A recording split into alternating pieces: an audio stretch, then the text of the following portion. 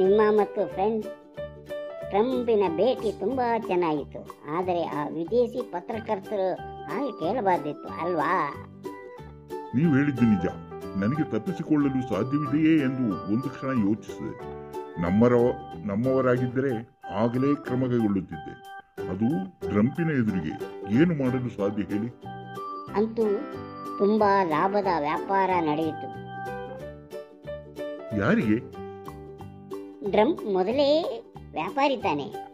ಅವರು ಈ ಸಂದರ್ಭವನ್ನು ಸರಿಯಾಗಿ ಬಳಸಿಕೊಂಡರು. ಅವರು ಹೇಳುವ ಬೆಲೆಗೆ ವಿಮಾನ, ಶಸ್ತ್ರಾಸ್ತ್ರ ಎಲ್ಲವನ್ನೂ ಕೊಂಡುಕೊಳ್ಳಲು ಒಪ್ಪಲೇಬೇಕಾಯ್ತಲ್ಲ.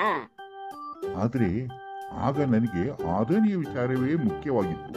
ಆದುದರಿಂದ ಯಾವ ಚೌಕಾಸಿಯನ್ನೂ ಮಾಡಲಿಲ್ಲ. ವ್ಯಾಪಾರದಲ್ಲಿ ನಾನೇನು ಕಡಿಮೆ ಇಲ್ಲವಲ್ಲ.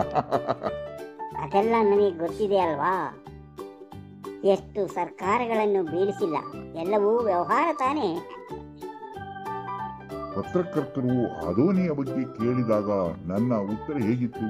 ಬಾಯಿಗೆ ಬಂದದ್ದೇ ಹಾಡು ಎಂಬಂತೆ ಹೇಳಿದ್ದೆ. ಆಗ ನಿಮ್ಮ ಮುಖಭಾವ ನೋಡಬೇಕಾಗಿತ್ತು. ಕೋಪದಿಂದ ಕುದಿಯುತ್ತಿತ್ತು. ಆದರೂ ನನ್ನ ಡಿಯರ್ ಫ್ರೆಂಡ್ ಎಲ್ಲಾ ಸರಿ ಮಾಡುದು ಒಪ್ಪಿದಾರಲ್ಲ. ಅದೆಲ್ಲವೂ ಪತ್ರಿಕಾಗೋಷ್ಠಿಯಲ್ಲಿ ಹೇಳಲು ಸಾಧ್ಯವಿಲ್ಲವಲ್ಲ. ನಿಮ್ಮದು ಜಾಣ ನಡೆ. ನಾವು ತೆರಿಗೆ ಹೆಚ್ಚಿಸಿದ್ದು ಬ್ರಿಕ್ಸ್ ಸಭೆಯ ಕಾರ್ಯಕ್ರಮ ಮುಂದುವರಿಸುವುದು ಅವರಿಗೆ ಇಷ್ಟವಿಲ್ಲ.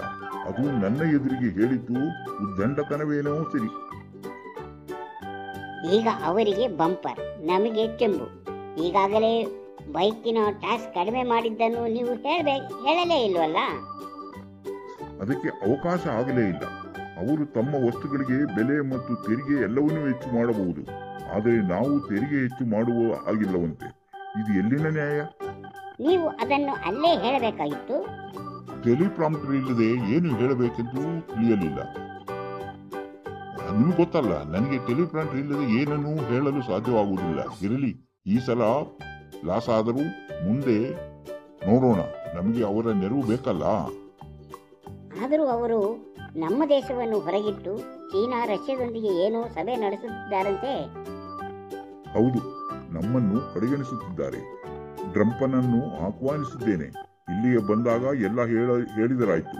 ಸರಿ, ನನಗೆ ಕೆಲಸ ಇದೆ. ವಿದೇಶಕ್ಕೆ ಹೋಗಿದ್ದರಿಂದ ತುಂಬಾ ಕೆಲಸ ಪೆಂಡಿಂಗ್ ಆಗಿದೆ. ಸರಿ, ತಾವು ಹೊರಡಿ. ನೋಡಿದ್ರಲ್ಲ ಟ್ರಂಪ್ ಮತ್ತು ನಮ್ಮ ಮಾತುಕತೆಯ ಫಲಿತಾಂಶ.